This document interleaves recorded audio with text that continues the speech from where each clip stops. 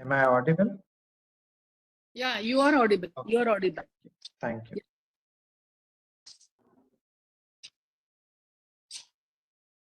Yeah, I'm calling Meenakshi for other people. Ma'am, yes, ma'am. Because Mirna is not joining.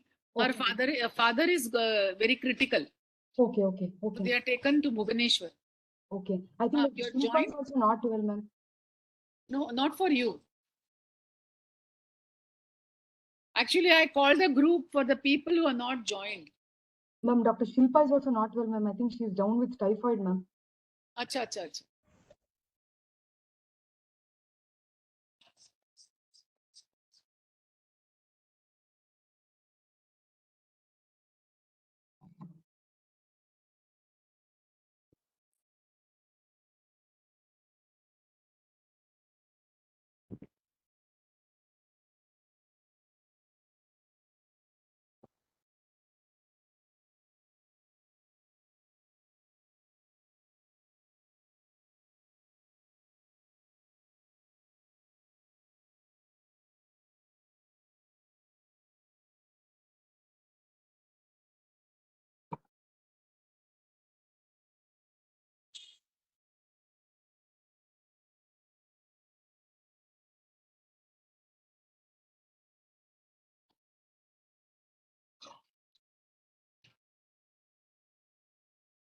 Have you all gone through the article?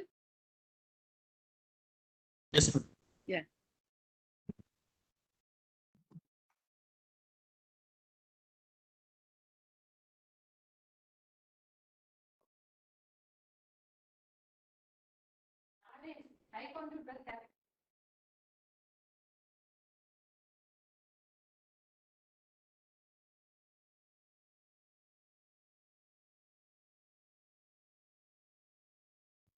So can we have your videos on? I will introduce Dr. Amol.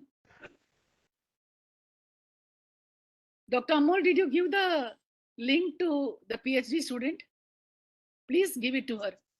Please give it to her or him, whatever. Yeah.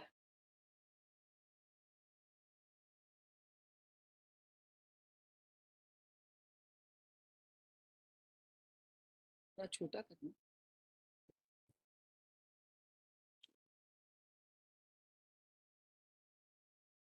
So friends, good evening. We are very fortunate that we have an expert faculty today, Dr. Amol Dongre. He's additional professor, community medicine, AIMS Nagpur. He has a wide experience in this qualitative research. He has even authored a book which he will show, and I all very strongly recommend that all our institutions should have it. Even a personal copy is a great asset. I'll say that he's an ardent educationist.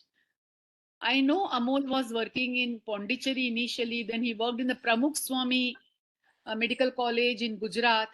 So he has a wide range of experience, seen many people how they learn. So you will enjoy the learning experience with him.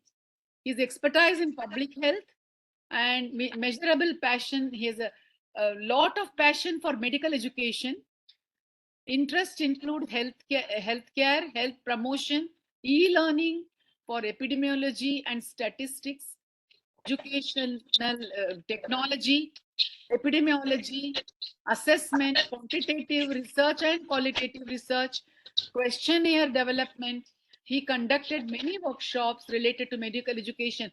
Our educational conferences are never complete without Amol's pre-conference course. So he has authored more than 140 publications. 140 publication domains of preventive medicine and medical education. So I had the pleasure of today having our expert faculty, Dr. Amol. And over to you, Dr. Amol. And please keep your videos on as far as possible, unless the internet is very bad at your end. Okay? Thank you.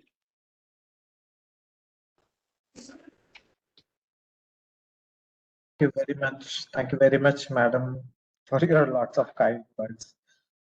And it's pleasure to meet you people here.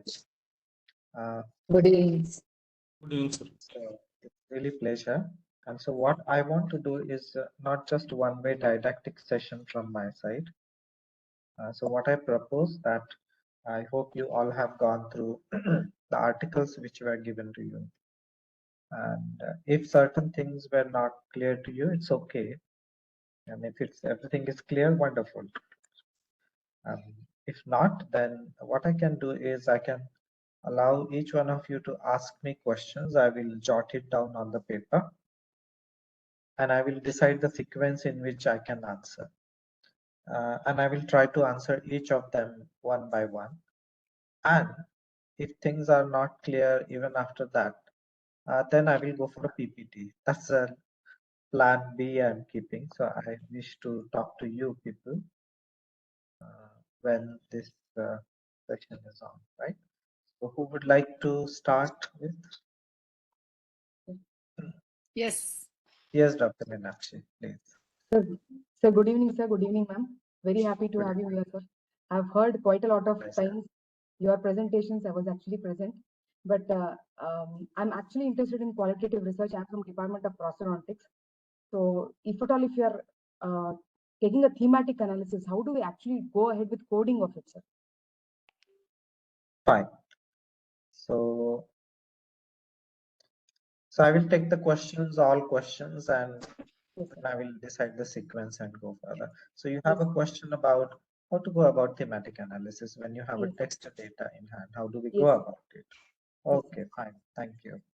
Thank you, Okay, sir. any other question? Sir, Yes, sir. yes, sir. My question is, how do we validate the questions we have formed? Huh. Because ultimately the data is going to be extracted from the qualitative questions we are going to ask to the patients or the students or the participants. So how do we validate that whatever the questions we have formed, they are properly articulated and the whatever the intent of that research is there, so get that data from that particular questions. Right, perfect. So I have noted down your question. Thank you, sir. Thank you very much. Okay, any other question? If you have not gone through the article, don't worry. You honestly declare that I have not gone through it. It's okay. And if you have gone through, you must be having some questions. So feel free to ask that question. Yes, please. I'm not able to see who is speaking. Yes, please go ahead. Good evening, sir. I'm Dr. Narendra. Yes, sir. In continuation with Dr. Anand's question, in qualitative research, I went through the article and also a little bit of the video.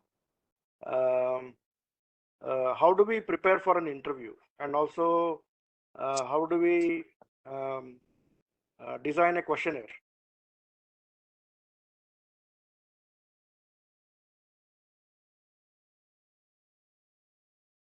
Got it. Thank you very much. Yeah. Thank you very much. I have noted those questions. Okay, any other question? Sir, I'm Dr. Jyoti. I Yes. went through both the articles, which is from IAP and the other one. Okay. I just wanted to this is mainly regarding the educational research. This is regarding. So, how much is it valid qualitative, or what is the validity of qualitative when compared to the other quantitative or empirical type of things? And there are so many other techniques. The Delphi technique, what is it? I couldn't understand. I searched in Google. That one I had it out. And the other thing, these things, the validity of qualitative when you compare with the educational research, and the qualitative is mainly regarding the process. I think the research is based on the process, it is classified into qualitative. So the main thing, the educational research, how much it is valid, qualitative, or the quantitative type is more good when compared to other things. Okay. I just wanted because I think qualitative is mainly deals with the case studies and that's it. Okay. So Noted. that one. Noted. Thank you, madam. Yeah. Questions. Yes. Any other question? I'm really excited with your questions, and I think that this is going to be very interactive and hopefully very productive session for all of you. Let's see how it goes. Any more questions? Good Sir, evening, I'm sir. Doctor. Okay, Arun sir, Yes. go ahead, sir. Sir, good evening, sir. I'm Dr. Arun. Sir, I have no questions. I have a comment. I went through your article, which is crystal clearly explained. I just want to go in depth how you express your presentation in the class, and I'm slightly not well versed with the themes that is being presented in your article. Could you kindly explain that part, because I'm unable to understand that part of the paper? Got it. Thank you. Thank you very much. Okay. Any other question? Yes. Good evening, sir. This is Dr. Siddharth here, sir. Sir, Yes, Dr. I went through the article, not in as detail as to be very frank, but sir, I want you to just give a brief idea, sir, if you want to do a qualitative research based on the curriculum that we are following, how to go ahead at institutional level, sir. So how to use qualitative research in curriculum development? At institution level, sir. At institute level, right? Yes. Got it. Thank you.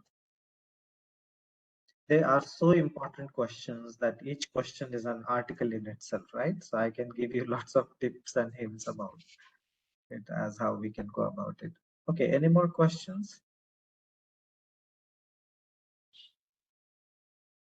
Okay, so if you get new set of questions when I'm speaking, please keep it ready. I will take that in the second round. Okay. So, so without PowerPoint, I'm going to speak to you. And if we go for definition of qualitative research, the fundamentally people ask question: how do we define it? Define qualitative research. Now, I will try to recall. Amol, can you increase the volume? Volume. Yeah, can you hear me? Yeah, better. Okay, I think I should speak louder. Okay, right. Thanks for the feedback. If I ask you, if I'm going to define qualitative research, you have to catch some words in that which you think are very important. Now, qualitative research is a kind of an inquiry where we try to get in-depth understanding of a particular issue from participants' point of view. That's it. So which words do you think are very important in it? We try to get in-depth understanding of a particular issue, event, or topic from participants' point of view. So which words do you think is important here in this definition? Everything is important, of course. But Participants. exactly, you got it. So this research is done from participants' point of view to get their viewpoint, right? Now, earlier in the article which I gave you, we have written different paradigms. I'm sure that must be a difficult part for you to understand. So initially,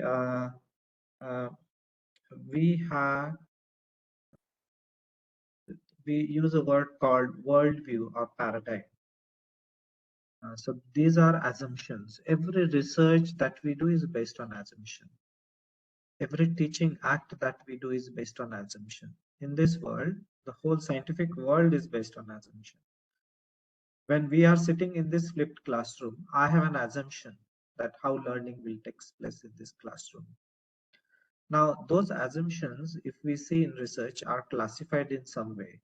The first assumption, we call it as post-positivist researcher.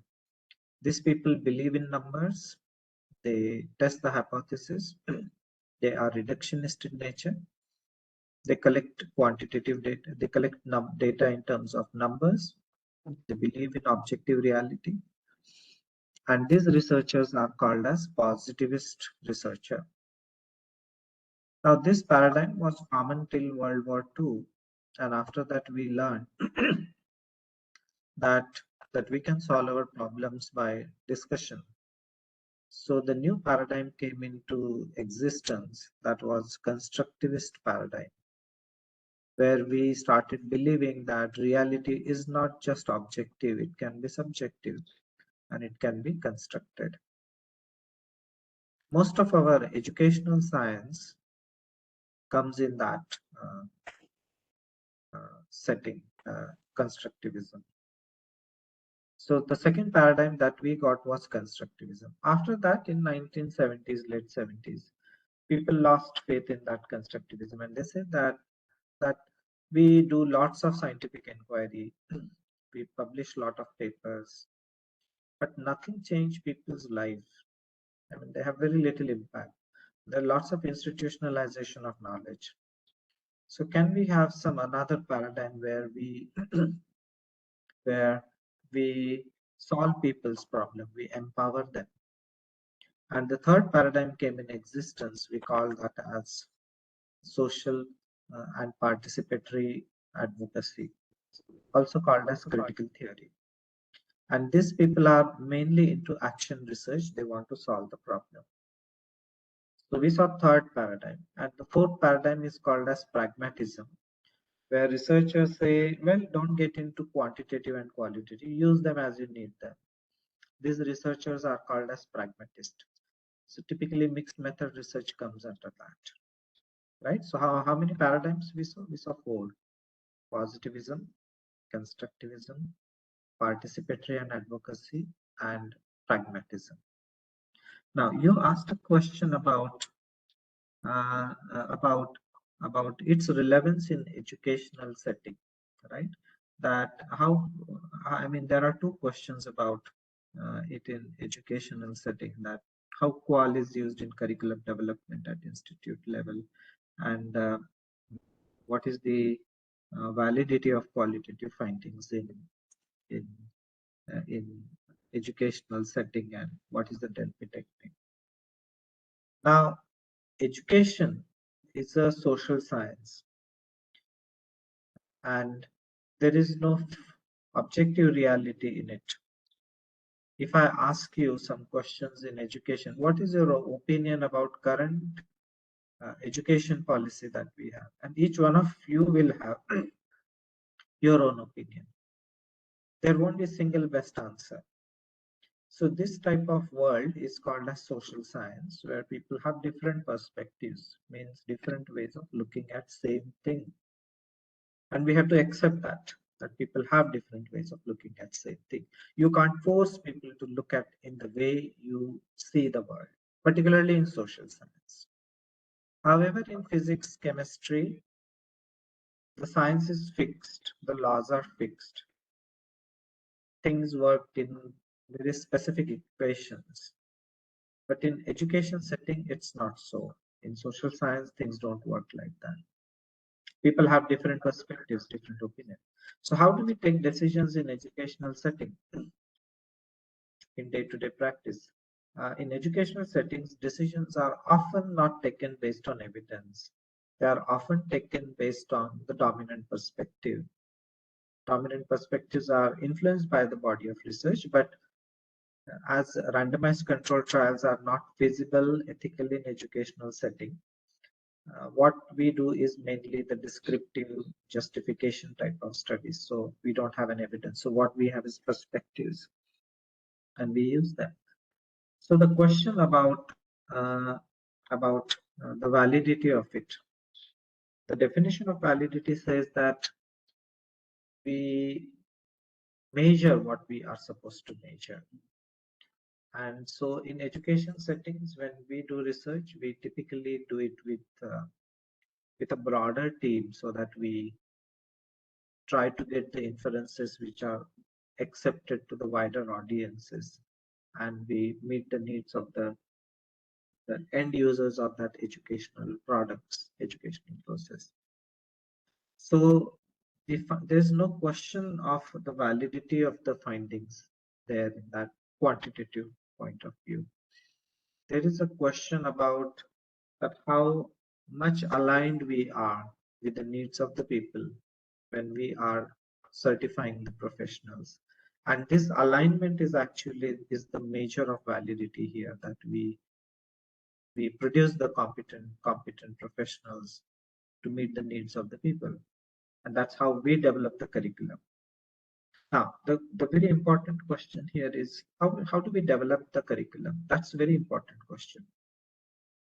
Now, in curriculum development, in institutional settings, the first thing I would recommend you to read that how do we define the content of curriculum? How do we get into that? Typically, we take the syllabus of some XYZ university when we are developing a course. And then that business of copy pasting and imitating each other's work really never take you to the real procedure of content development for a curriculum. That's a bit qualitative process. If you read the steps of content development, the first step in content development for any curriculum is to form a reference group. And then that reference group refer the literature, do the brainstorming.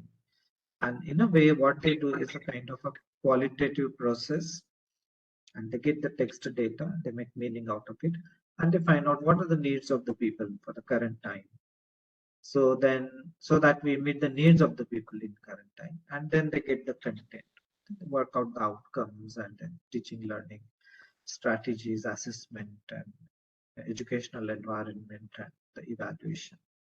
So this is how the curriculum development happens. Now, in any university, if you see, there are several committees, and those committees make decisions, they do brainstorming. There you have a lot of scope for using qualitative technique like nominal group technique for consensus building. As I told you, education being a social science, decision making is a bit qualitative process. And in that you have two techniques. And other thing in education is about consensus building. You need to build consensus on certain things. So nominal group technique and Delphi techniques are very powerful methods for using in educational settings for consensus building. My master's thesis on how to change MD community medicine exam was based on Delphi technique. So let me quote an example. I've been an examiner, and I realized one thing, that student can pass MD community medicine exam without knowing the subject. If they master the format of that exam, they get through it. So then we thought that this assessment is flawed actually, because students are getting may get certificate without knowing the subject content, but what they have mastered is the format. So we decided to use a Delphi technique, and we selected the experts who were geographically scattered, and we used an online platform, and we had 3-4 rounds of consensus building with them. Okay, what we should change, how we should change, how to go about it. And that paper is published in Indian Journal of Community Medicine, which talks about the steps that we followed in Delphi technique. I'll be sharing it with Madam, and then Madam will share it with the rest of the group on that. So that article I will share. So this is the point I tried to answer for 2 questions related to education. Now there are 2 questions about how to prepare questionnaire. We don't prepare a questionnaire. What we prepare in qualitative research is interview guide. Questionnaire word we use in quantitative research mainly. So in qualitative research, it is simply called as interview guide or topic guide. Now, it's very easy to develop interview guide and topic guide. You have to use one terms consistently. Now, once you know the purpose, that you want to know students' reaction to the course. For example, you are undergoing this course, and we would like to know your reaction. So imagine that we want to develop interview guide for this course. So typically what we do is we ask broad open-ended questions. And there is a typical format. You typically ask general questions to begin with. Then you ask specific questions. And then you ask exit question, and then you say thank you. So the demographic questions you know that you ask their name, age, and their background. And the specific questions are related to the research question. What is students' reaction to the course they got exposed to? If this is a research question, what do you think would be the right open-ended question to ask?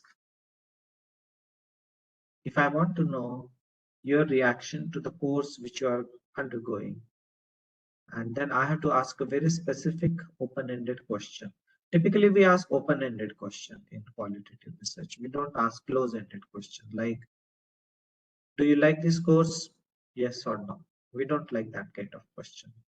We like that kind of question which are likely to evoke more response and which are neutral. So can you help me to frame one broad open-ended question which is neutral for the course that you are currently going?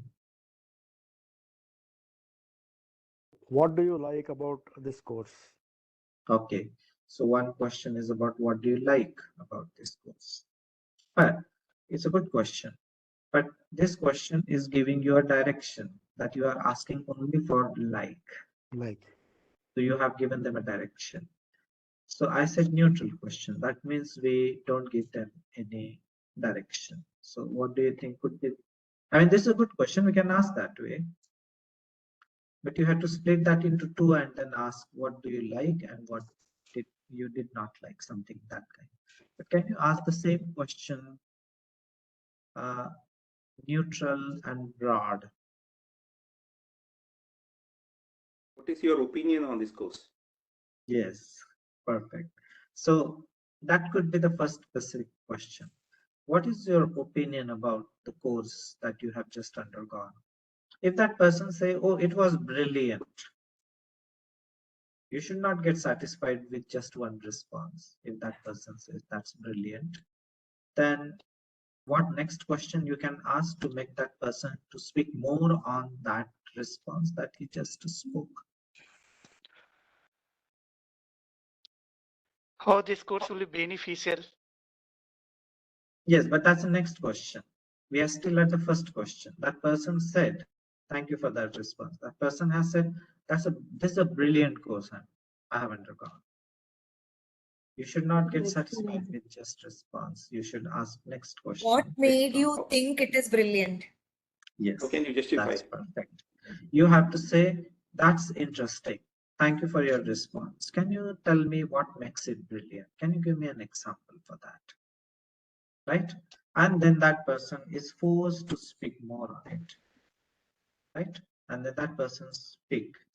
And then you get response. Then you go to the next question. Right? And then you can proceed further. So this is how you have to ask neutral, broad, open-ended question. Listen to what that person has said. Ask next question based on what that person has just said. And that's key. I have shared one interview with you, one link with you that interview is given. If you could not see it, you can see it after this session is over once again. And I'll be happy to take your question later on that. So just have a look at that video. So they give two examples, one good interview and one bad interview. So the key of qualitative interviewing is active listening. So you all are teachers, right? We all teach in classes. So what is the evidence that your students are actively listening to you? So first thing that we learned is that we have to ask neutral, broad, open-ended question. Now we are going to one important skill for us, active listening. So what's the evidence that students are actively listening? Asking questions. Hello, I could not hear you. Please repeat. Asking questions. If they're actively listening, they'll ask questions. Yes, they ask questions on what you have just said. Yeah. And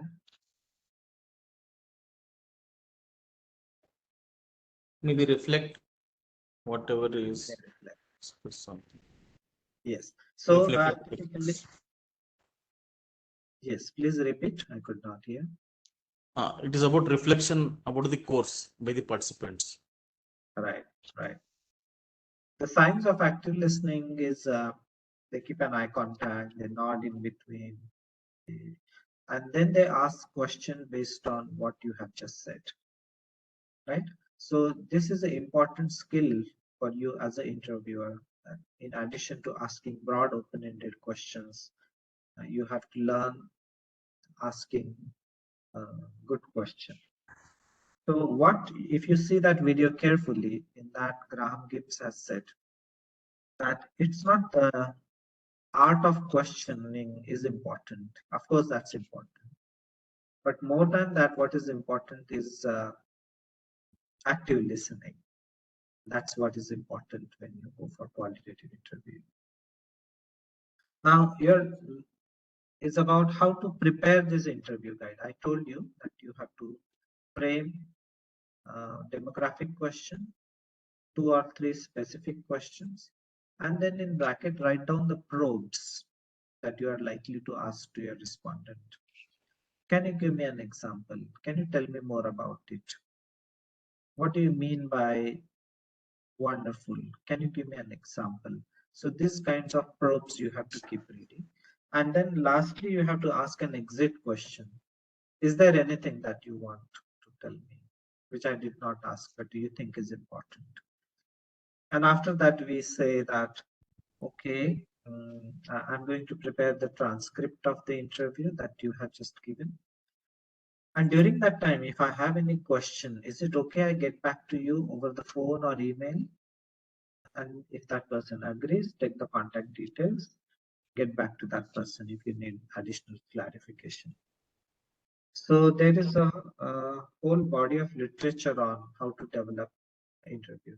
The question about validity of those questions that you ask. So we try to align the whole business in qualitative research of validity links with the alignment with your intentions. So you have to see, are your research questions aligned to the research question, the questions that you ask in interview? So typically the subject experts know that this is aligned, and the method experts tell you, oh, you are asking it in a right way. So what we typically do, we develop the interview guide and we give it to the subject expert and ask them that, this is the purpose of my interview and I'm going to ask this question. Do you think they make sense? Do you have anything to add or delete in that? Then that person's have a look at it, and it's kind of a expert validation, and says, yes, okay, go ahead with it. Usually I give these kinds of interviews to my junior colleagues, those who work in field when it is a public health practice. And then they tell me, sir, you are asking it in this way. Maybe you can use these local words, they will understand it better. So we try to connect to the audience when we ask the question. Your question should be simple to understand to the target audience, should be aligned with your research question. And on third level, you can get it peer reviewed by those who are working in that field. So that would ensure the validity of the question. Typically in quantitative research, when you develop the scale type of questions, you tend to do you find out you run some internal validity test or something. We don't do that kind of thing here. A broad open-ended question. You don't need any statistics on that. Now, the only one point which is remaining is, how do we do thematic analysis of it? That's the exciting part of it. Now,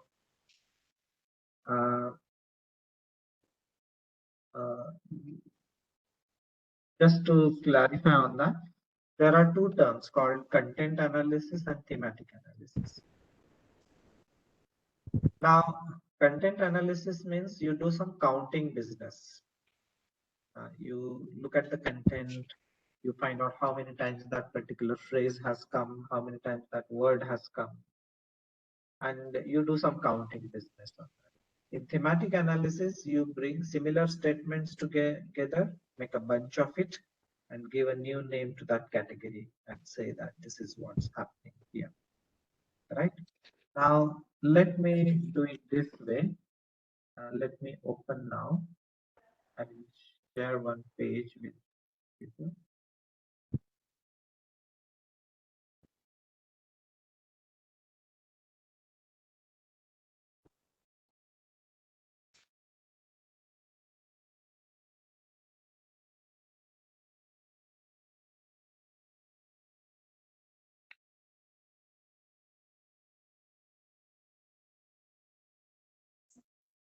Let me try this, whether it works or not. Okay, can you see this page?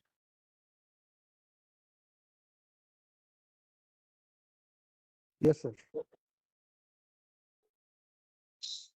Wait a minute. I hope.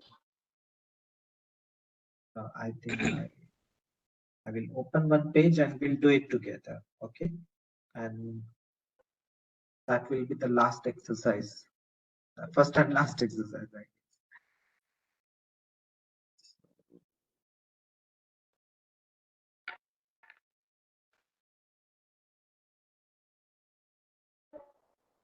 Now, I will tell you some rules.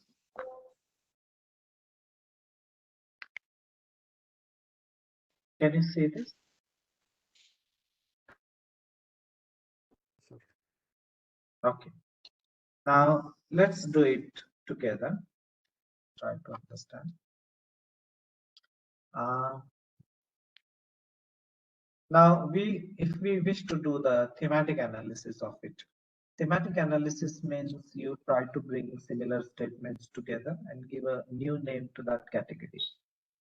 And the purpose of thematic analysis is to summarize the large amount of text data so that the readers are able to comprehend what is it all about. That's the purpose. So you basically try to use a kind of funnel approach and boil it down to few numbers of text data which is easily understandable.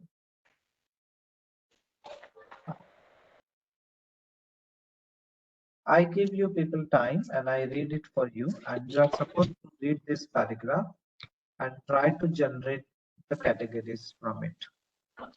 Now, this is a paragraph. This is a story about us. This comes from one transcript where husband is a caretaker of his wife and she is developing dementia. So she is slowly losing her previously acquired functions.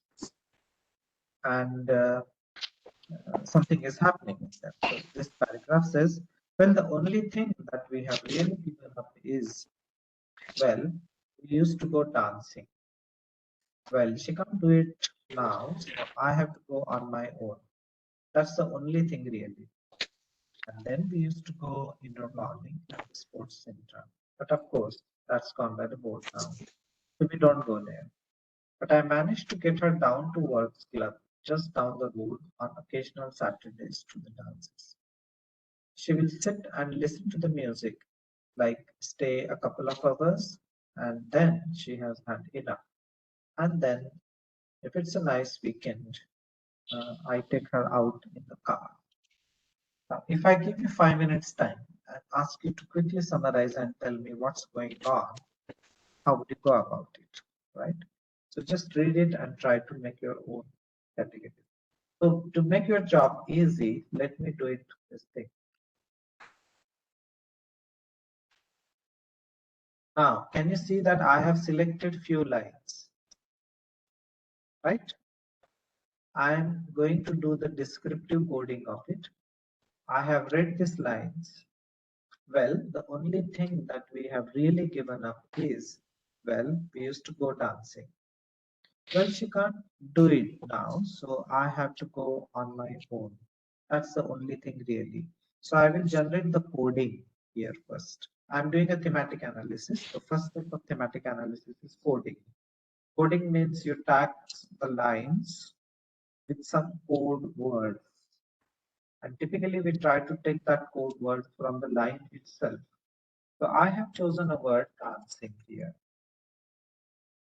Can you see that I am coding it? Are you able to see that?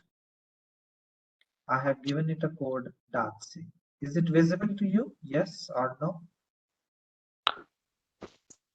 No, sir. Visible. Excellent. Now do one thing. For the rest of the line, you do the coding and then tell me how many codes you got. You can take your paper and pen. You won't be able to do it on the screen, but I'll do it later for you.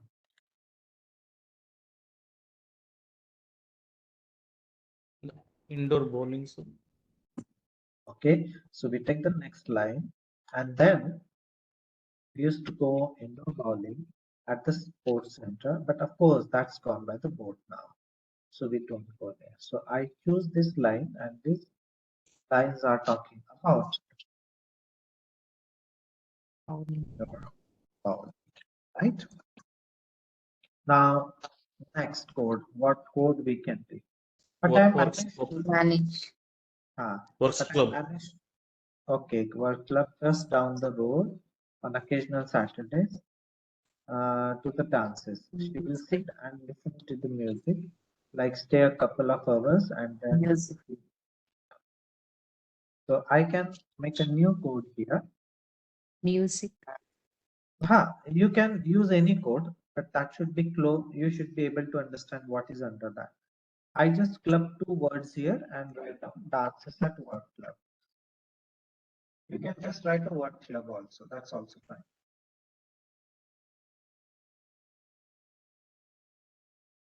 And what would be the last code that we can give? We are actually doing the code. Weekend. Yeah. Car. Car, weekend. Shaker But house. here, what is happening is that there is no right keyword here. So you can coin your own. You can choose the word and say, I say driving, right?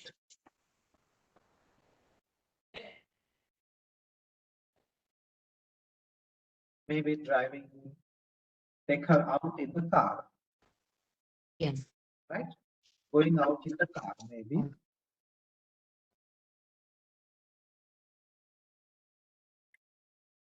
Now we finish the coding exercise.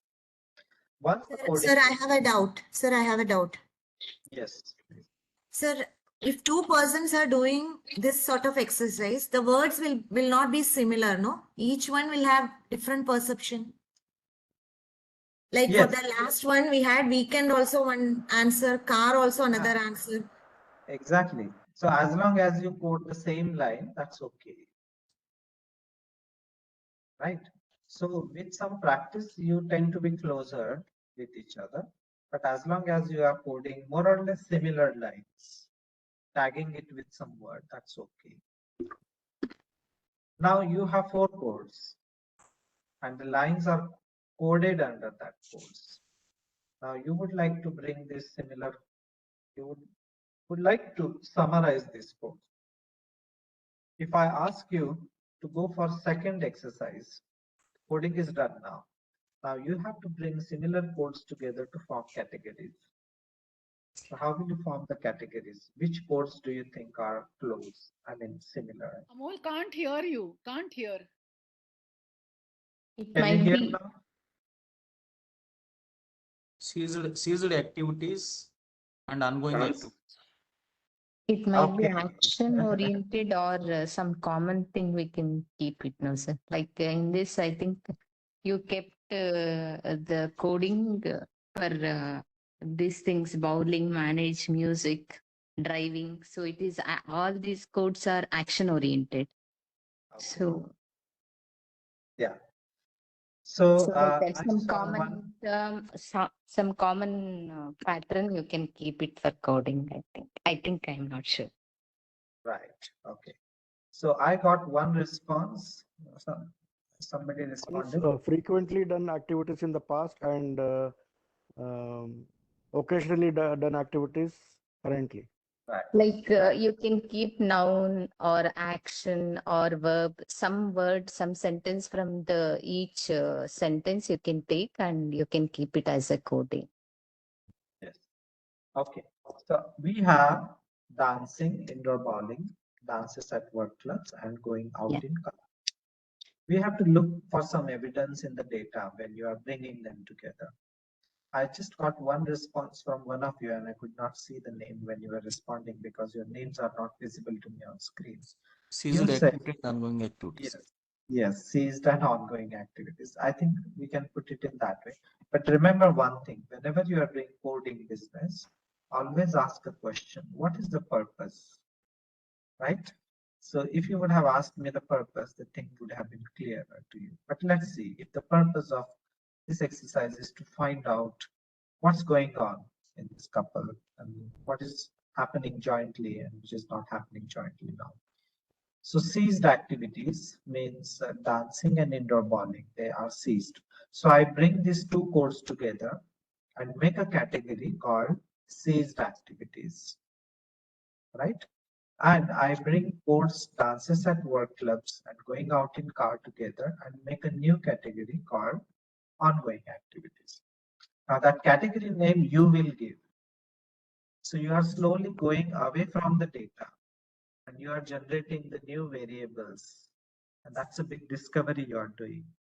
So when you do qualitative research, you actually generate the codes, you actually generate the variables. And that's the aha moment in qualitative research, that from text data, you make new variables which emerge from, which comes from that data that way. Now, when you bring similar categories together, if your data is very large and further reduction is not possible because you have too many codes and categories, when you bring similar categories together, it is called as themes, right? And that's what is the thematic analysis is about. So I hope this part is clear to you. And typically to bring the trustworthiness in this process, this analysis is not done by one person. Two people come together and then do it jointly to bring the kind of trustworthiness to the process. You can do it independently, you can do it jointly, or one person does it and third verifies it. So you have three options when you go for it. So when you are reading a newspaper, you can classify. When you are reading an article from any journal, you can take a paper and pen and classify what are the themes coming out from this article. And this is one of the very important meaning-making activities that we understand things better when we club it together, when we bring similar things together. And then you come to know, yes, this interview paragraph was about joint activities ceased and joint activities ongoing. So that summarization becomes easy. And to make that summarization easy, we do codes, categories, and this is called as thematic analysis.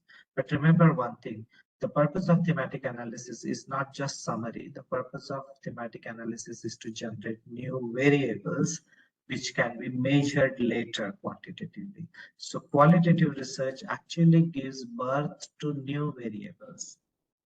For example, body weight, is it a quantitative variable or qualitative variable? Quantity. Yes, today it's a quantitative. But can you go back in time that when there was no weighing machine and there was no concept of weighing people? Somebody must have thought about it. Somebody must have described it.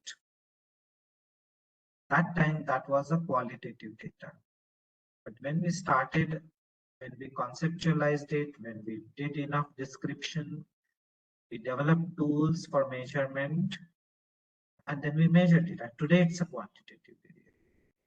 So whatever you are able to measure today, it's because it has gone through a very mature qualitative process and we measured it. But believe me, in social science, we won't be able to measure things as weight, height. In social science, things will be still qualitative. They will be subjective nature. That's why people vary in their opinion in education, right? You take viva of one student, one teacher will say excellent, the other would say, oh well, quite below average, right? There are subjective opinions, and education is full with this. And that's why we say that educationists need not know much about quantitative research. Let me make this bold statement here. But they need to know a lot about qualitative research because teaching is qualitative process. Of course, quantitative items helps us in that. Teaching is qualitative, learning is qualitative, decision making in educational matters is qualitative and political actually. And most of the decision makings are not so easy. And Suhasini Madam will be the right person to say how political and important political process it is to make decision in educational matters. You have to take so many things into consideration. I would recommend you to read one article which I will send, madam, about Delphi technique later. Do you have any questions on that? My answers are too long, so sorry if I'm too long. Feel free to interrupt in between. Yes, sir. Please go ahead, ask question. Yeah. Yes, sir. My question is in the qualitative questionnaire, what you said, sir, during the interview and all, since many of these questions are open-ended, and we may not get that statistical, how to do the statistical analysis, because when you have the closed end, and the statistical analysis will be easy, sir. But when the open-end questions, wide variety of answers are given, so how to extract the statistical data? We don't do any statistical analysis here. What we do is content analysis and thematic analysis, and that's it. We stop at that and say this is what it is about. If you think you need a statistics, use a quantitative research. So that's the best approach to have. Or if you think you can use a mixed method, but use these methods according to your research question, not according to your choice, but according to the research question. That would be better. So we don't do. Of course, there are some qualitative research and some methods where we do little bit of quasi-statistics. We do some counting business and all. And that is, we call it as a content analysis. Now imagine that I take 10 lectures from your college and I do the content analysis on certain things on that. Take an example. I got one PhD thesis. One of my colleagues is doing in Banaras Hindu University. And he is doing content analysis and thematic analysis of our Prime Minister's speech on how many times he use a word development in his speech. Why his speeches are so popular? And so he has some research question. People have done PhD on Barack Obama's speech, and they try to find out what all he speaks, what are the different themes that he has in his speech, and why certain speeches are very popular and not popular, and what kind of things people tend to speak. So you can choose certain things like that. You know, our students have a habit of counting on our certain items when we are taking lectures. They count how many times we put our hands in pocket, how many times we touch our nose. If we have any particular behavior of using certain keywords like okay, okay, all right, all right. So they do the counting. They don't listen to your lecture. And at the end, they said, sir said nearly 48 times okay today in the session. That's a content analysis. We all do it in our day-to-day practice. And that's a content analysis when we go. Thematic analysis means you listen to the lecture and you say that, okay, sir spoke about it for an hour and there were 4 major things he was speaking. That's the thematic analysis. And we all do that. I'm just using technical words for something which we do routinely. Right? Yes. Any other questions? Sir, while doing this qualitative research, is it always mandatory to have an interview kind of? Yes, it's mainly the open-ended interview. And that's a good question. There are 2 sources of qualitative data. One is primary data, where you do the interview. The other is secondary data, where things are already available with you, like minutes of the meetings, like recordings of some lectures, like photographs, like reports, newspaper clippings, videos. They are all qualitative data. So people have done thematic analysis on minutes of the meetings on particular issue, national health programs in educational settings you can do so.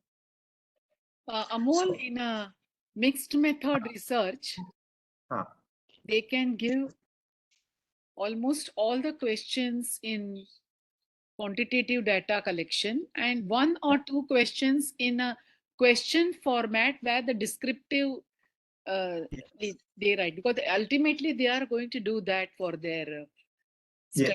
Yes. Yeah, that's one thing. And the other thing, secondary data, is student reflections, student diaries. And people have done thematic analysis on reflections. that we asked our 100 students to reflect. At the end, we want to know in what variety of way they reflected. So in qualitative research, we just don't look for single best answer, the common answers. We look for diversity in the responses. So if your analysis shows there are only 2 themes student mainly discussed, and if someone else do it and say, in addition to that, we also have 6 more themes, the variety ways student thought about it. So capturing diversity is important in qualitative research, right? Sir, if I just What may ask, varieties? Yes. you talked about reflections of 100 students. So in your article, it was written that the sample size is usually 10 to 15 or something like that. So when you have to analyze reflections of 100 students, what would be the methodology?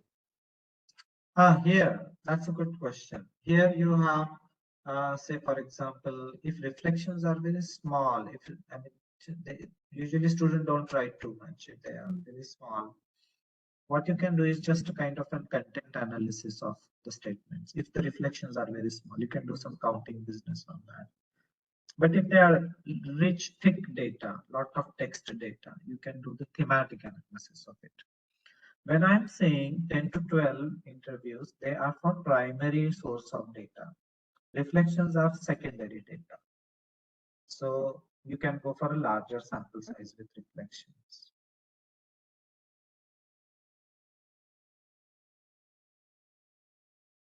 Okay, any other questions?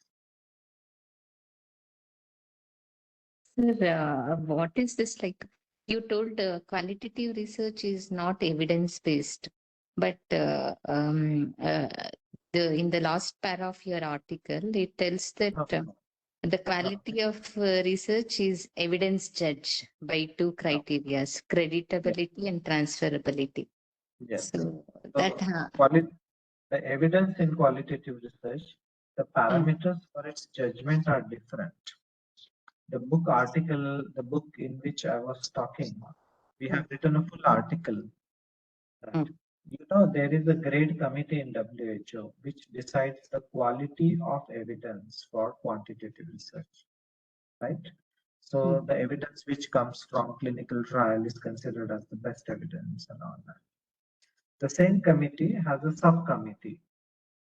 The grade committee has a subcommittee. They work on a hierarchy of evidence of qualitative data as well.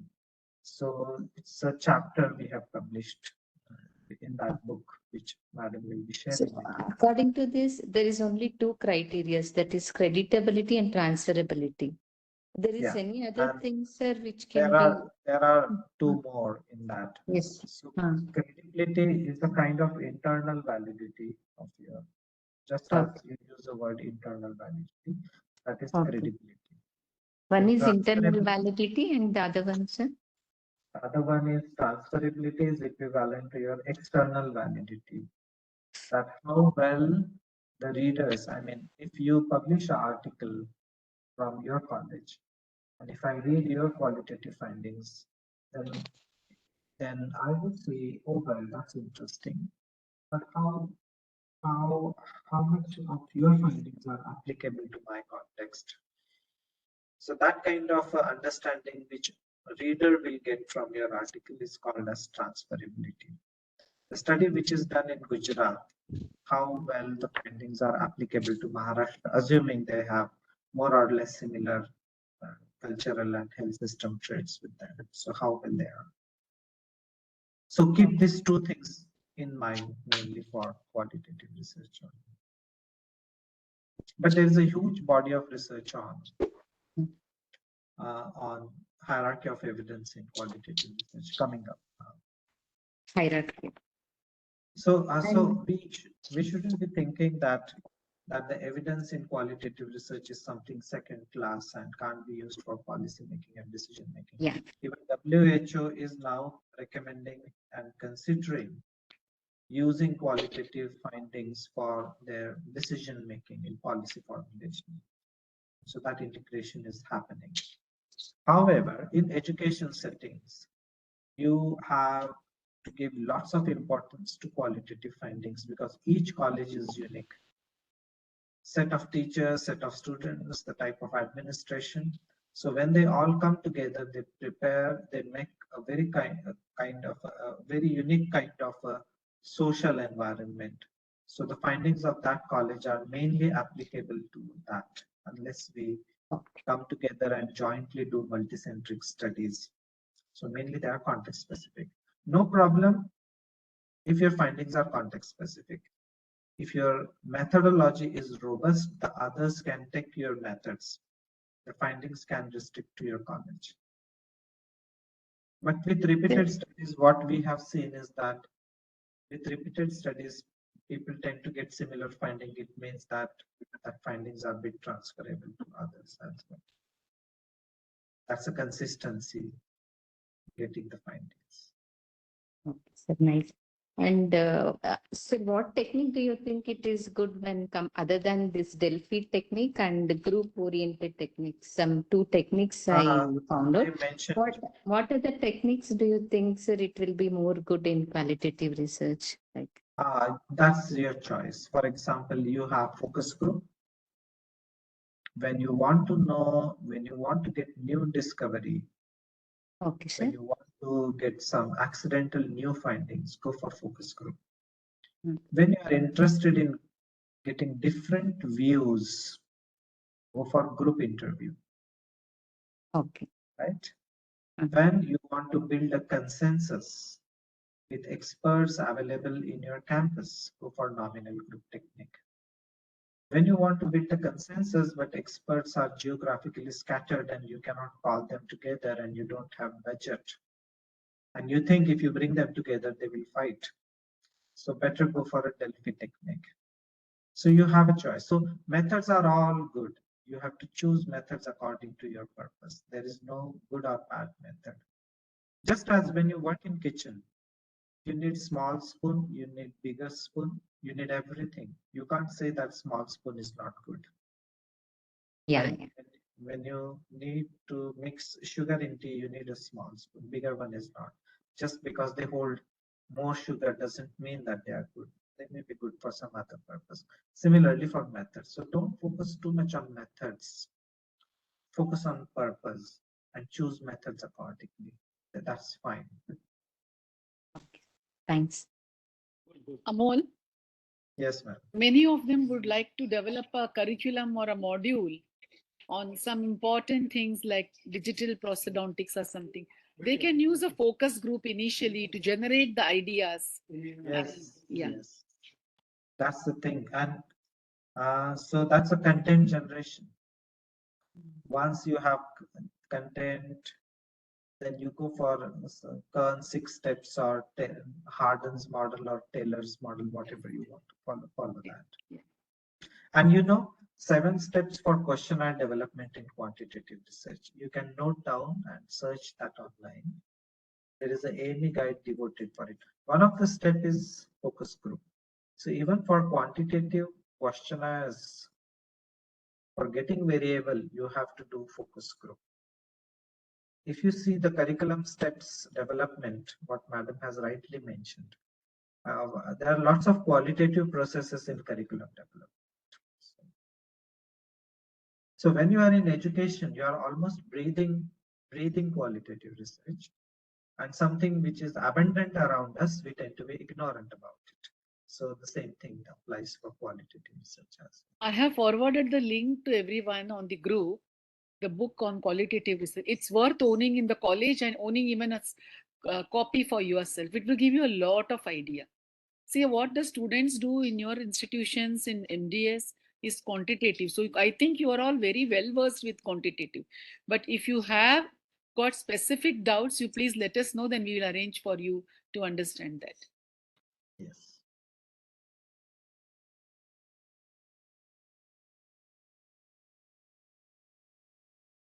I think they are all saturated with the information or overload. No, I think they are thinking because it was completely new to them. Actually, lots of doubts are there. Sir. Keep on asking, and you can even write it down in the group. Yes. That Madam, actually this two I words, quantitative and qualitative, started coming up once our university started the NAC process. Okay. The quantitative metrics and qualitative metrics.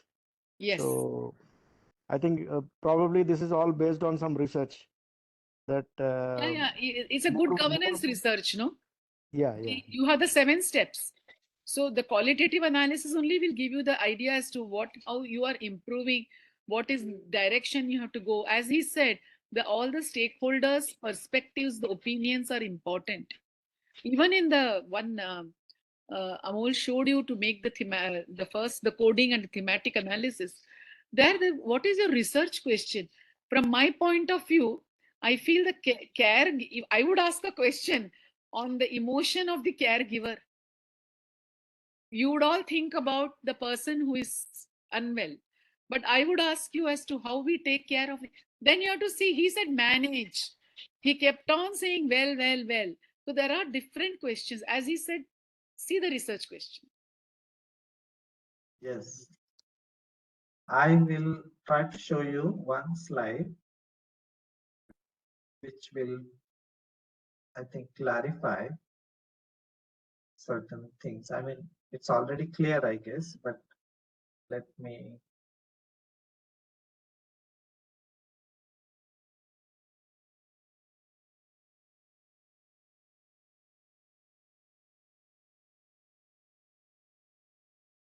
Can you see this slide? Yes, sir. Just see if you want to see the effectiveness, right? Go for qualitative study. If you want to study the process, go for quantitative study. If you want to know the process, go for qualitative. If you want to know the safety, depending on the type of question, you can use any of this. If it is about acceptability, go for qualitative. Cost effectiveness, go for quantitative. Satisfaction and consensus, go for qualitative. In education, we often deal with satisfaction and consensus. Student satisfaction, take the feedback from them. We quantify it sometimes. We take it on the scale also. And for consensus building, you need a qualitative process. If I just try to take you to the difference here. In quantitative research, you have assumptions that reality is objective and can be measured. You go for estimation. You are aiming for statistical generalization. You do probability sampling. You develop questionnaire. You have representative sampling. And you may or may not have sampling. So in qualitative research, think opposite. You have an assumption that reality is subjective, right? It can be constructed. We don't do estimation, but we do exploration and understanding of the phenomena, right? From whose point of view? From participants' point of view. You do not probability sampling. Instead of statistical generalizability, you go for transferability, which is the model of generalizability. You don't have questionnaire, what you have is interview, right? Typically, you do study on small sample. You may or may not have sampling. For example, if you want to study the problems of those students who we call as low achievers, for example. So whom will you select for your study? Those who have scored less in the interview system. Yes. So you have done a purposive sampling. You have done a non-probability sampling here, right? So, but you don't know what problems they have, what they are going through. And there are such 15 students in your campus. What would you do? You really don't know what they are going through. So you will call them and you will have one-to-one interview with them. Interview. And after you have interview with them, you will do thematic analysis of problems that they have, because you want to capture the variety of problems students go through when they undergo a course. Then you come to know that, okay, when students join our professional course, they usually face, when they are low achievers, they usually face these 8 types of problems. So here you are not interested in one statistical figure, here you are interested in variety, so that when you develop student support system in your campus, you tell them that, look, this student support system is not for just 1 or 2 problems. We have to be mindful, aware of these 8 problems or 6 problems that our students go through. So we have to prepare a robust student health system, health support system. So we need a variety on which it is based. When we go to hotel, when menu card comes to you, right? When there is a variety, you are happy. Oh, there's lots of variety. You can place the order. But when it comes to research, I think why you people are so skeptical about variety. There you don't want variety. That's surprising. There you just want one figure. There you just want a little narrow confidence interval. And social science cannot be fitted in that small interval. It's big. It's like the educational institute are just like a cafeteria where you have a very broad menu card, and you say that we have wide variety of courses, we have a very robust student support system, which will take care of your diverse problems, and we will safely navigate you through it, because we have accommodated diversity, inclusiveness in our curriculum. So you need a good qualitative research for that. So, well, I'm not selling qualitative research. I'm just trying to tell you that there are strengths and advantages of it. Quantitative research is equally good. They all complement each other. Variables which are measurable go for quantitative research. Variables which are not measurable go for qualitative research. So that's simple equation on that. Sir, can we get some studies which are done on a qualitative analysis, like the way you said about the understanding the people who are not performing? So such studies, likewise, if you can give us, so that would be our foreground for our studies to start and we can to formulate. Sure. I have one paper, if I forget, you can remind me, where I was mentoring one project in our campus, and we wanted to develop a student support system when I was in Pondicherry, and I was asked. So initially, our student support system was focusing on students' marks so that they score well. But later on, we found that it's too narrow approach, that we are just focusing on marks. So what we did, we did interviews with those students who have problems with their studies, they are scoring less in internal assessment, and before they fail in exam, because correcting problems retrospectively after they fail is actually our failure, that we could not identify them early. So we decided to develop a model which predict who is going to have a problem. So we did qualitative interviews with students, asked them what variety of problems you go through. We did thematic analysis of it. And then we developed a student support system based on it. That paper is published. And we developed a framework for student support system for our campus based on qualitative data.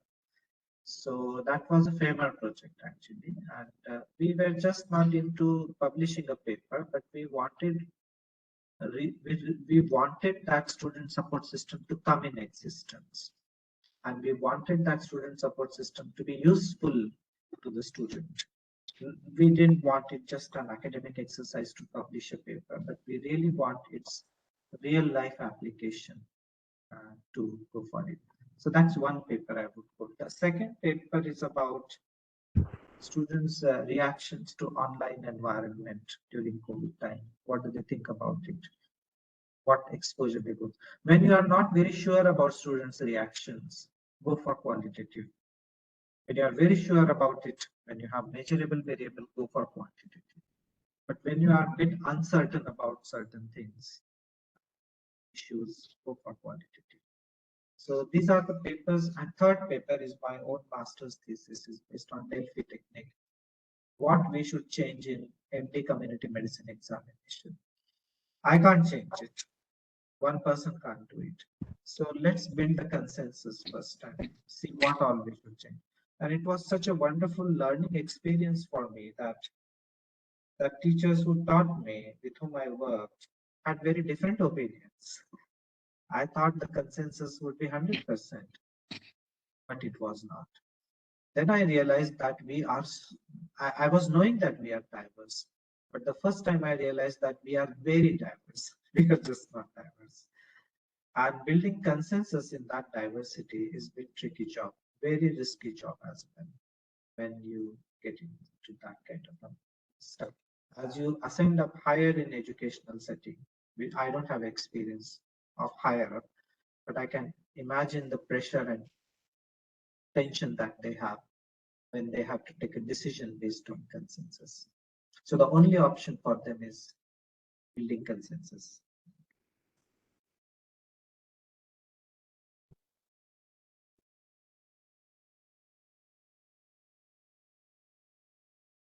You have alumni associations. You have a feedback system in your college. You have students' diaries. You have reflections. They are all secondary data, qualitative secondary data, which you can use. So always don't think of collecting primary data. First explore the secondary. So one conference, pre-conference workshop I did, it was only on how to analyze secondary qualitative data that you have in hand. Don't go for any interview, don't learn any technical.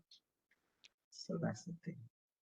So Amol, mentoring, we do it one size fits all. There we can really have a, Yes, yes, and many of them do it for a knack. yes. And people do research on these accrediting agencies, their standards, and what do they think about it? How worthwhile these exercises are, and are we going in the right direction? What do experts think about it? And we need that kind of research. And being in a democratic country like India, you can do these kinds of research. And I have done these workshops in different country contexts where people don't have much autonomy and freedom. So we are very lucky to have this freedom to these kinds of studies. Okay, any more questions? So you all must be, yeah. Sir, are the reflections and feedback one and the same? No. Reflections is about typically what I understand, that you have a critical incident, and purpose of reflection is a kind of cold experiential learning cycle that you have a critical incident, and you look at the critical incident and then see what went wrong, how it could have been better, so that you improve your next cycle. Feedback, if I'm a teacher and I'm giving you feedback as a student, then I use some standards, and against that standard I rate your performance and say this is how you should be going on that. So they are different in their purposes as well. Yeah. So So mainly reflection is done as a self exercise, and in feedback you have another person. Okay. So giving feedback is most important in education to the students for their improvement. Timely feedback, they say. And when you reflect, it is not only just what happened, and you're analyzing, so what for you in that, and what can you apply, or what next. There is an emotion involved in that. Okay. Everybody will not say the same thing. Yes. Emotions in education is a big thing now. Very big thing, and hard to manage also. In the feedback, many a times we don't give feedback, we give opinions. And say, for example, when we give feedbacks to the student, we have to keep some standards in mind that, okay, this is the standard. And against that, I'm giving you feedback, and this is how it is, and this could be this way to meet the standards. So that's the right way of giving this thing. So opinions, quite often we give opinions on that. So. And it makes us judgmental. Yes, judgmental. Yeah, that's a thing. So feedback there's has to be, there is a way of giving feedback. We'll be doing a whole session for that. Yes, and that's a good area for doing qualitative research. That do they really help you? There is no evidence. Do feedbacks help you? People often get hurt with the feedbacks, and so I think in addition to art of giving feedback, we also have to learn to receive the feedback. That's a problem, and that's a qualitative inquiry. We can, I mean, new people can take up a project on it. There is no data or study done on that, but we have a problem. Say, for example, you say something for somebody's performance on lecture or something, and your intention is to make that lecture better, but that person might get offended in your process. Your intentions are good, so you use the standard to give a feedback, but I think that it's not about giving the feedback only. It's about receiving also. It's crucial and important. You can do a qualitative study on some of the faculties and ask them that how do you feel when somebody else tell you to do these things in this way? How do you feel? What happens inside you? And try to get the various emotional reactions people have when they receive feedback, not when they give it. As a teacher, we are good at giving feedbacks and opinions to our students. But now these younger generations are a bit sensitive now. So we need some data and research on what do they feel when the feedbacks are given to you? In what way you could have received it in a better way? Even the younger kids Depression. also. Depression. Yes. One student today only came to me and she was a bit upset for not doing well, and somebody said something to her. And in our time, it was okay that your teachers keep on saying something to you and you ignore and go ahead. But now it's a bit sensitive. We need a qualitative study on that. That what do they go through? Do we need to make some changes in the model and something on that? Amol sir, my last question to you is, since this qualitative study is based on the interview,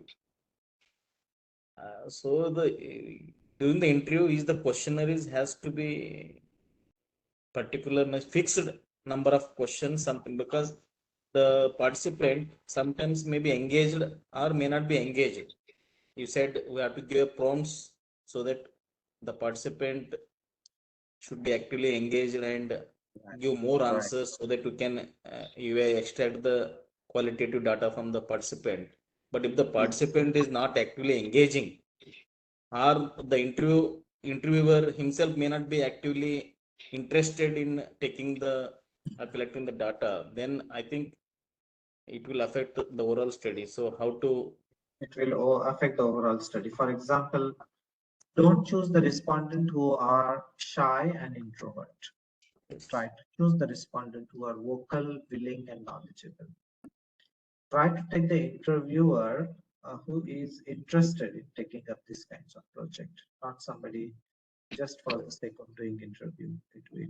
They both should enjoy the process of interview because the knowledge is constructed in that interaction between both of them. And so their interaction is very crucial, happens. Just as we all are talking and we are constructing the knowledge by mutual discussion. There is no PowerPoint here. And so we are constructing the knowledge. We are making meaning, trying to understand. And this is not possible without interaction. So that's the key for it. Your second question, how many questions? 2 to 3 questions are sometimes enough for 45 minutes interview. And if you think that you need to ask more questions, time is up, respondent is tired, you can always request the person that, okay, can we sit for this discussion tomorrow afternoon again and we can start. So you can have that interview in second sitting as well later. So how long you should conduct interview? Typically it says 45 minutes to 60 minutes, but don't stick to that time and say that 45 minutes is up, now our interview is done. Continue to ask questions, schedule the second appointment till you get the information you needed. If your respondent says, I have already told you that point, right? So it's a sign that you are not listening carefully. That's a sign that that person is tired or you are not listening actively. So that's just one indicator you can use in your interview. So instead of every time having an interview, you can give a qualitative question to them, like you give the quantitative. So they write in that he showed you that how you develop the codes and the themes. It's not Yes. possible every time to only have one-to-one interview. And 45 minutes a long time for you. Yes. You can give them questions in advance and say, look, I'm going to have interview with you tomorrow. And then please go through this question and feel free to ask me questions tomorrow before I actually start putting you those questions. And then that person asks you some questions and then you ask the question. You typically record that interview and prepare the transcript once you come back. You audio record that interview. And you take the permissions and consent before you audio record those interviews.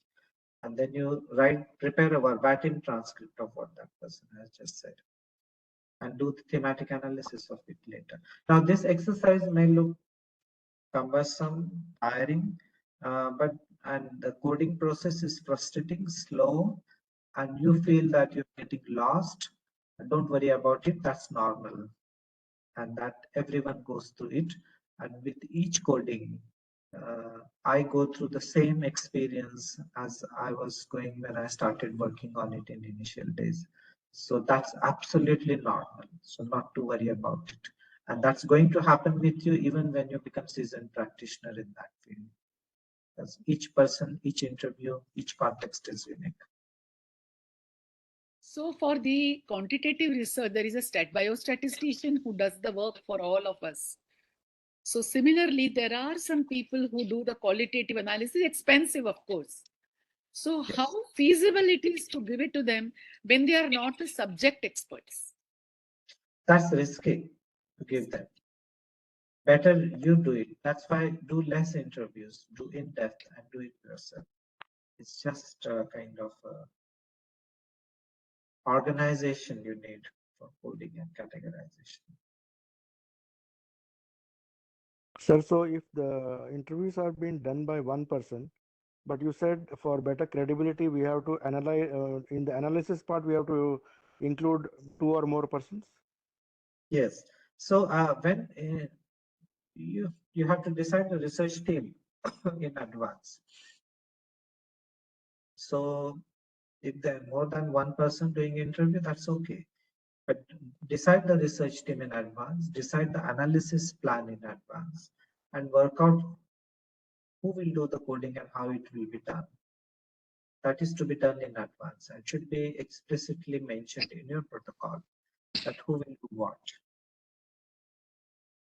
Like if you are doing a DOPS method, direct observation of a procedure on fixed partials on one particular step, it's not that only you are going to, Padiyar is going to check and give the marks. It may be Anand, it may be Sandhya, it may be, so that three people, three faculty. Similarly, here you need to have like that.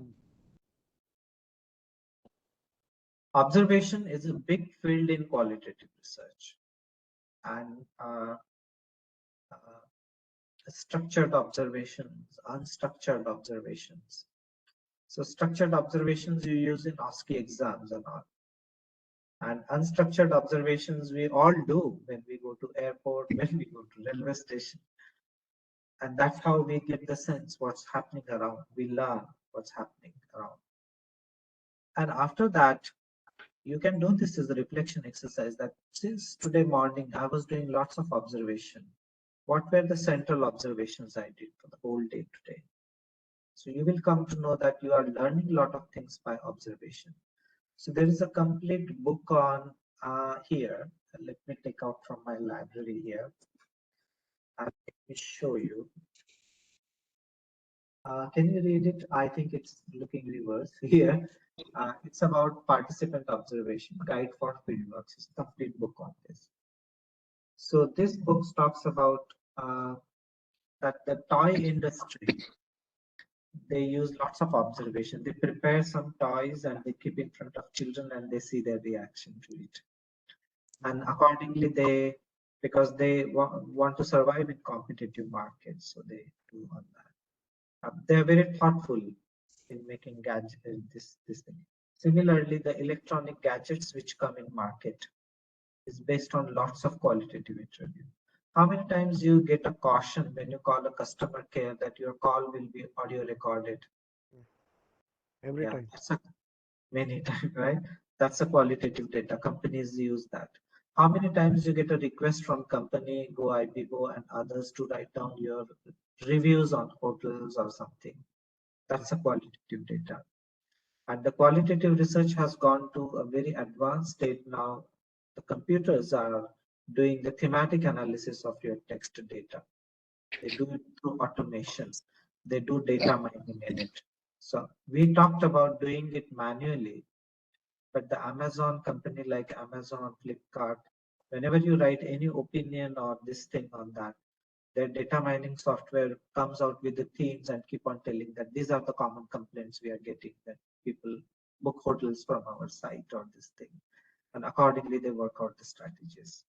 So similarly, just as these marketing industries are very smart enough to use qualitative research to make their services very need-based and aligned to people's expectations. We are quite poor in education sector in using it. We are too stereotyped with teaching our subject content, not making it very much aligned and interesting to the student and needful to the community. So we have to be as smart as our marketing people.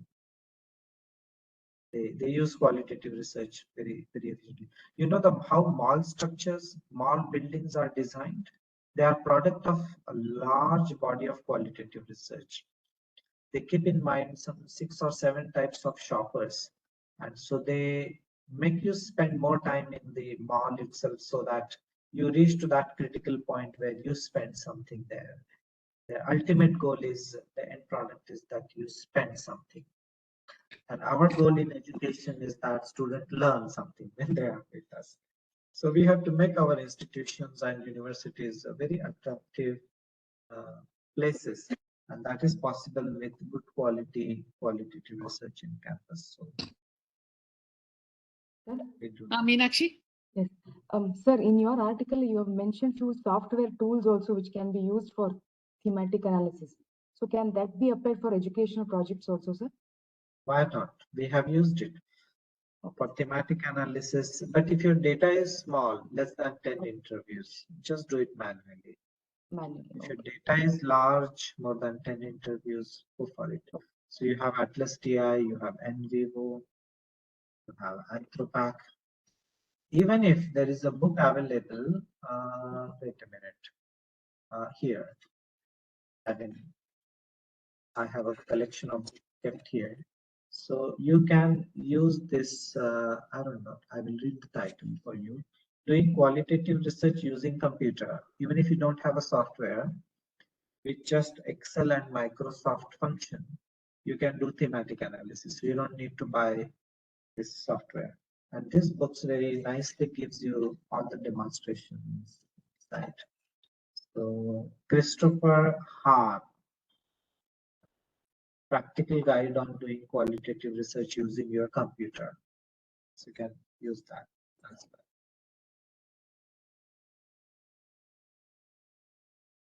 So if you don't use the computer, don't have any inferiority complex.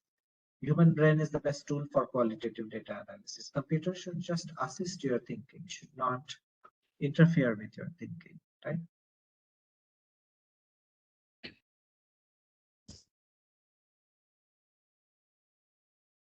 Sir, what about the transcription software?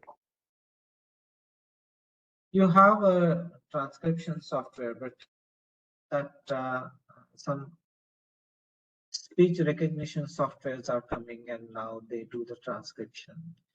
I have not used them much, but now these transcription softwares are getting smarter day by day. So I think in future, machines will do the transcriptions for you. But the qualitative researchers, hardcore qualitative researchers have a concern for it, because when you prepare the transcript yourself, you give thoughts to it. And you start analyzing it when you transcribe it. So that opportunity will be lost with automation. That's the fear people have. The actual process is you keep listening and keep writing it. Yeah, just as manually. I keep it like this, you plug it, listen, and with 2 fingers you type. So you have a software called Express Scribe. You can download it. That reduces the speed of speech and offers you space for typing that you are listening from the people.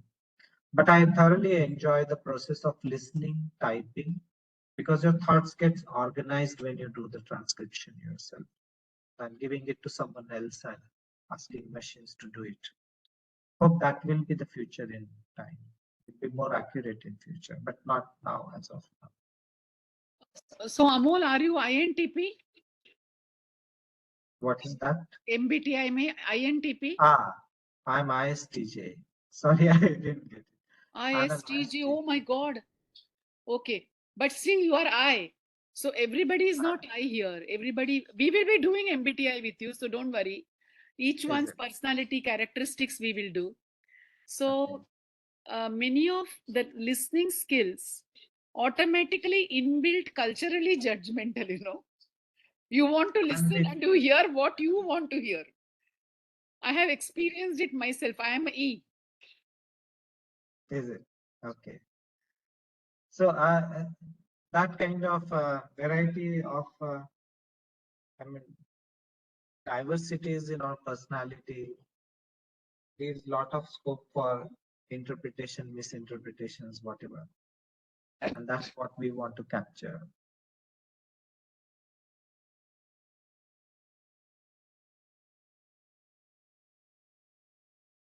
So any other response, a question? I think they will go through the recording of your talk, and also which I'm sending it right away. I told him to put it for you, and also go through it, reflect on it, discuss with each other, try to read the articles, what again he is sending. We'll discuss it again. I'm sending you some. Yeah. You can send it to them. Yeah. Please try to take that book from Amazon. Yeah.